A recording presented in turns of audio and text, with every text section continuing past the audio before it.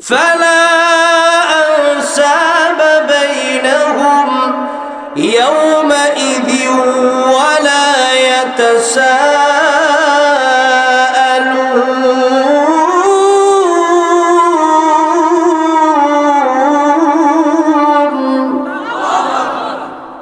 অন্য জায়গায় আল্লাহ বলেন ইয়াউমা ইয়াফিরুল মারউ মিন আখিহি ওয়া উম্মিহি ওয়া আবিহি ওয়া সাহিবাতিহি ওয়া বানিহি।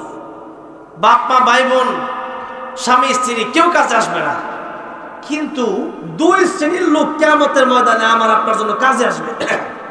কয় শ্রেণীর লোক? দুই শ্রেণীর। একটু মনোযোগ দেন, আপনাদের এই বিষয়টা ময়মনসিংহ কিন্তু কম না।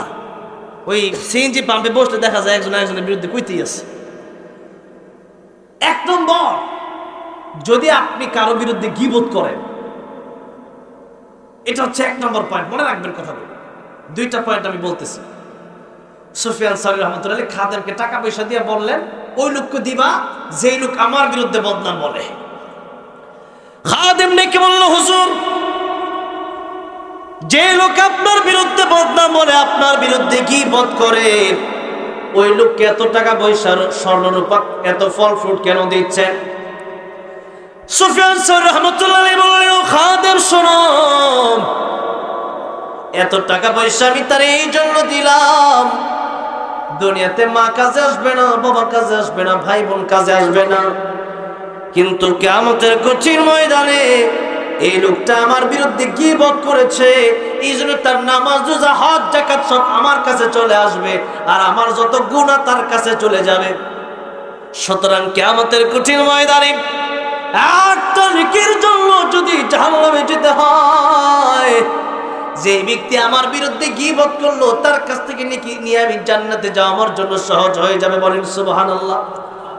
তাহলে গীবত যদি কেউ করে, তারে উল্টা সিঙ্গারা সমোসা খাওয়াই দিন, একটা চা খাওয়াই দিন, তোর খাওয়াইলাম, এরা বেশি বেশি টাকা দিবেন। যে আপনার বিরুদ্ধে বদনাম করবে টাকা দিবেন, 500 টাকা দিবেন, 100 টাকা দিবেন, দিয়ে বলবেন তুই আমার যে উপকার করছস, আমার মা বাবা এত বড় উপকার আমার করে নাই। ঠিক কিনা জোরে কর।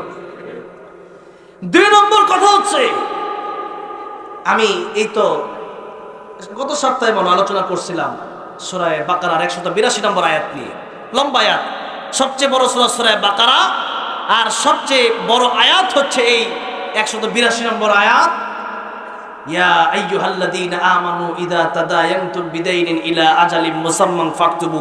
আল্লাহ এত বড় আয়াত, এখান থেকে নিয়ে পৃষ্ঠার শুরু থেকে আয়াত শুরু হয়েছে, আল্লাহু বিকুল্লি শাইইন আলিম, একবারে পৃষ্ঠার শেষ পর্যন্ত মাত্র একটা আয়াত, সবচেয়ে বড় আয়াত কোরআন শরীফের। এই সবচেয়ে বড় আয়াতের ভিতরে আল্লাহ তাআলা এত বড় আলোচনা করলেন।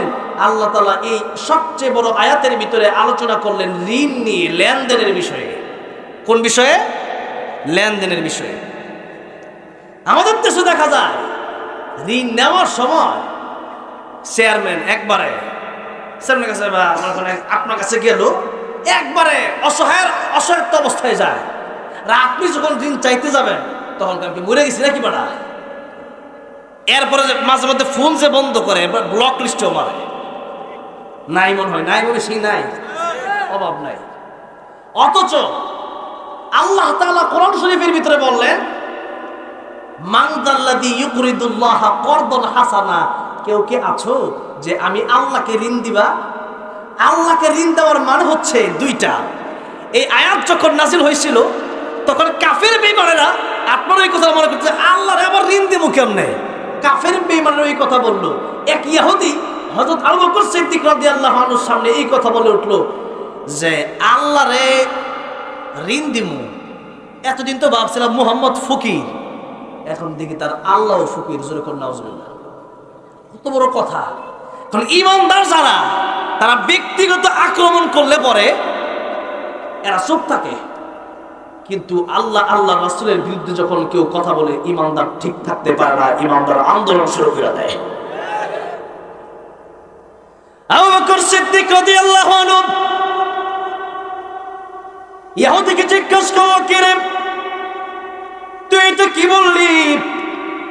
আল্লাহকে ঋণ দাও, আমার আল্লাহ কি ফকির হয়ে গেছে নাকি? আরে আমার যে আল্লাহ চালায়, তোরাও তো সে আল্লাহ চালায়। সে বলে আল্লাহ ঋণ চাইলে বড়। আবু বকর সিদ্দিক রাদিয়াল্লাহু আনহু মারছে এক থাপ্পড় খেয়ে পড়ে গেছে নিচে। আবু বকর সিদ্দিক রাদিয়াল্লাহু আনহু আরেকটা থাপ্পড় দিবে, তার আগেই ইয়াহুদি আবার এমনে চায়। তা আবু বকর সিদ্দিক চিন্তা করতেছে আর যেহেতু আসতেছে না, যাক জায়গা চলে গেছে। কিন্তু এদিকে ইয়াহুদি কি করছে, ইয়াহুদি নবীর কাছে গেল। নবীর কাছে গিয়া, নবীর সবচেয়ে কাছের বন্ধু দুনিয়া আল্লাহর পরে আবু বকর সিদ্দিক রাদিয়াল্লাহু আনহু। আবু বকর সিদ্দিক রাদিয়াল্লাহু আনহু তিনি কত সত্যবাদী, যে সাদিক না তিনি সিদ্দিক, তিনি মহাসত্যবাদী। আর এই টাইটেলটা আমার নবী দিচ্ছেন। কে দিচ্ছেন? যেরকম কে দিচ্ছেন? নবীজি দিচ্ছেন। এখন আবু বকর সিদ্দিকের নামে বিচার দিছি, ইয়া রাসূলুল্লাহ, ইয়া হাবিবাল্লাহ। আবু বকর সিদ্দিক আমার থাপ্পড় দিছে, ইসলামের কোর্টে আসছে, আপনার কাছে বিচার দিছি, বিচারটা করেন। নবীজি বলেন, যেহেতু তুমি ইসলামের কোর্টে আসছো অবশ্যই বিচার হবে। আবু বকর সিদ্দিক রাদিয়াল্লাহু আনহুকে ডাকলেন। নবী জিজ্ঞাসা করেন, আবু বকর, লম্বা ঘটনা। এর মাঝখানে আবার নবী জিজ্ঞাসা করছিলেন যে মনে হয় থাপ্পড়টা আবু বকর দেয় নাই, মনে হয় উমর দিছে। কারণ মাঝে মধ্যে থাপ্পড় দেওয়া, ইসলামের বিরুদ্ধে কথা বললে কল্লা কাটা, এটা উমরের কাজ।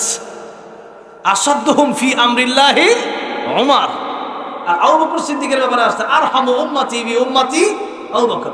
নরম দিলওয়ালা হচ্ছে আবু বকর, আর গরম হইল ওমর। থাপ্পড়টা মানে আবু বকর দিছে, ওমর দিছে, আবু বকর মনে হয় দেয় নাই। ইয়াহুদি কয় না, আবু বকর দিছে। যেই মাত্র নবী আবু বকর সিদ্দিকরে ডাকছে, আবু বকর সিদ্দিক রাদিয়াল্লাহু আনহু আয়েশা দেখতেছেন ওই ইয়াহুদি নবীর সামনে। আবু বকর সিদ্দিকের মেজাজ গরম হয়ে গেছে। ইয়া রাসূলুল্লাহ, থাপ্পড় কে একটা দিমু নাকি? হাইরা কোন খালি জোরে কোন আল্লাহু আকবার। নবীজি ডাক দিয়ে বলেন, আবু বকর, আমি এতক্ষণ ভেবেছিলাম থাপ্পড়টা মনে হয় হযরত ওমর দিয়েছে, কিন্তু তোমার কথায় আমি বুঝতে পেরেছি থাপ্পড়টা ওমর দেয় নাই, থাপ্পড়টা বুঝি তুমি দিয়েছো। আবু বকর, কেন থাপ্পড় দিয়েছো? ইয়া রাসূলুল্লাহ, ইয়া হাবিবাল্লাহ, আমার ব্যক্তিগত আক্রমণ যদি আমার উপর আসে আমি তারে কিছুই বলতাম না। ইয়া রাসূলুল্লাহ, ইয়া হাবিবাল্লাহ, মানুষ এতদিন পর্যন্ত আপনারে কষ্ট দিয়েছে, এখন আমার আল্লাহরেও গালি দিল ওই কাফির ইহুদি।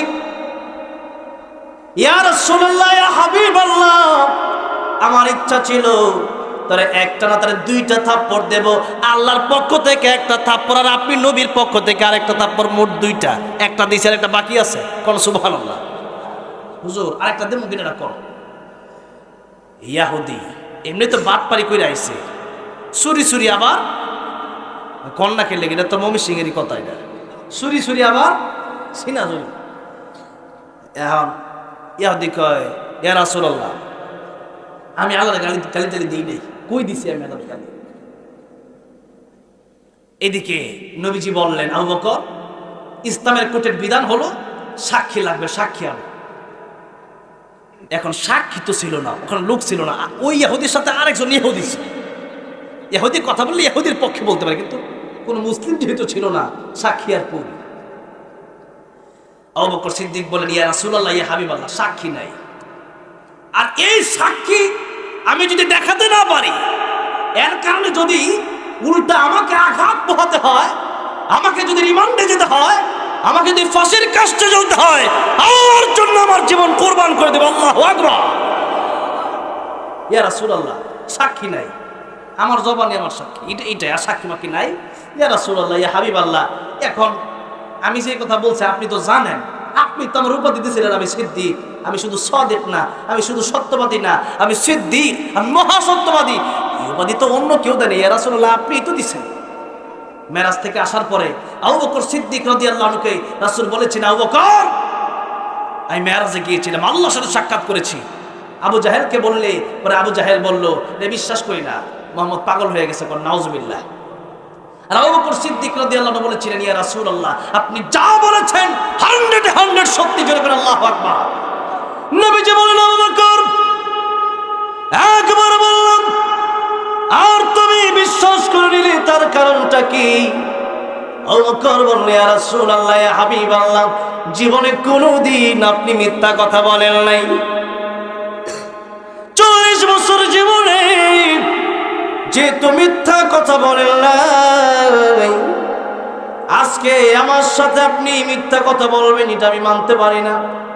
আপনি যা বলবেন তাই সত্য, জোরে কোন সুবহানাল্লাহ। নবীজি আবু বকর সিদ্দিক রাদিয়াল্লাহু আনহুকে সেদিন সিদ্দিক টাইটেল উপাধি দিয়েছিলেন। ইয়া রাসূলুল্লাহ, ইয়া হাবিবাল্লাহ, আমার সাক্ষী নাই, কিন্তু আপনি তো জানেন আমি যে মহাসত্যবাদী, এটা তো আপনি ভালো করেই জানেন। নবী কয়ে, জানি রে আবু বকর, কিন্তু ইসলামের বিচারের বেলায় সাক্ষী না আনলে এখন বিচারটা তোমার বিরুদ্ধে চলে যাবে। এই যে ঘটনাগুলো ঘটতেছে, এই যে ঘটনাগুলো ঘটতেছে, আমার আল্লাহ কি দেখতেছে না? বলে না দেখতেছে কি দেখতেছে না? নবীজি বলেন, আবু বকর তোমার বিরুদ্ধে রায় চলে যাবে। আবু বকর সিদ্দিক বলেন, ইয়া রাসূলুল্লাহ, আমি শাস্তি মাথায় পেতে নিতে রাজি হয়ে গেলাম। যেই মুহূর্তে বিচার শুরু হবে, আমার আল্লাহ ডাক দিলেন, জিবরাইল যাও, আমার নবীর কাছে যাও। কোরআনের আয়াত নাযিল হয়ে গেল, লাকাদ সামিআ আল্লাহু কাওলাল্লাযীনা ক্বালু ইন্নাল্লাহা ফাকীর ওয়া নাহনু আগনিয়া। কোরআন শরীফের আয়াত যখন নাযিল হয়ে গেল, ওগো আল্লাহর নবী আবু বকর সিদ্দিক রাদিয়াল্লাহু আনহু যা বলেছে সত্যি বলেছে। আল্লাহ তাকিদ দিয়ে বললেন, ও আমার হাবিব, ও আমার বন্ধু, এই যে ইহুদি আমি আল্লাহকে ফকির বলেছে আর নিজেকে ধনী বলেছে, এটাই সত্য। এই সবগুলো ঘটনা আমি আল্লাহ রাব্বুল আলামিন, আমি আল্লাহ নিজ কুদরতি কানে শুনেছি। বলেন সুবহানাল্লাহ। ওগো নবীজি, আবু বকরের বেলায় দুনিয়ার কোনো সাক্ষীর প্রয়োজন নাই। আবু বকরের সাক্ষী দুনিয়ার কোনো মানুষ শোনা লাগবে না। আবু বকরের সাক্ষী আমার আল্লাহ রাব্বুল আলামিন নিজেই হয়ে গিয়েছেন।